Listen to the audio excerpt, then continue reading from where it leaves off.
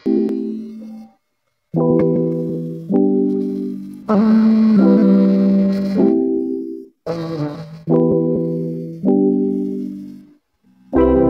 sa buhay natin hindi maiwasan ang malungkot paminsan-minsan.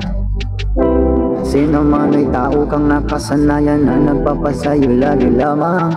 Pero ngayon ay wala na sa iyong tabi, kasi nga naman ay iniwan lang ng mayroong dahilan. Sakripisyo sa iyo kinakailangan, huwag kang mag-alala.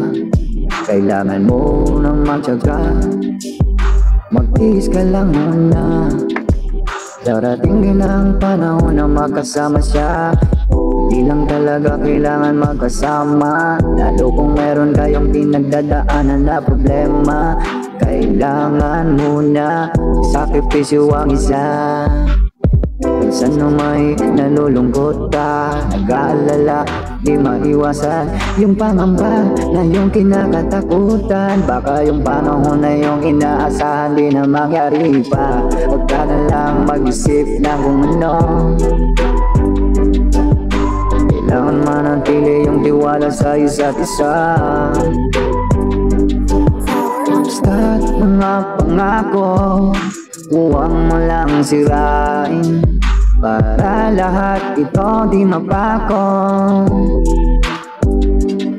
Kung dumating yung puntong ikaw ay madarang at ikaw ay matukso sa ibang nilalang, isipin mo na lang yung mahal na naghihintay sa'yo.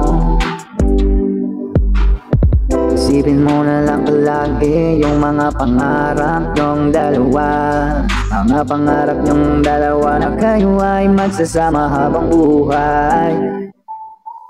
Di ka dapat mag-alala,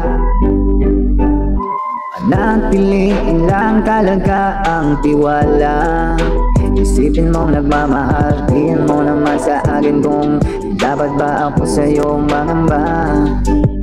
Kahit hindi mo na ako tinatawagan, tiwala ko lagi mahalaga. Di ka sana magbabago, mga pagsubok lagi nandirito, wala mo na lang.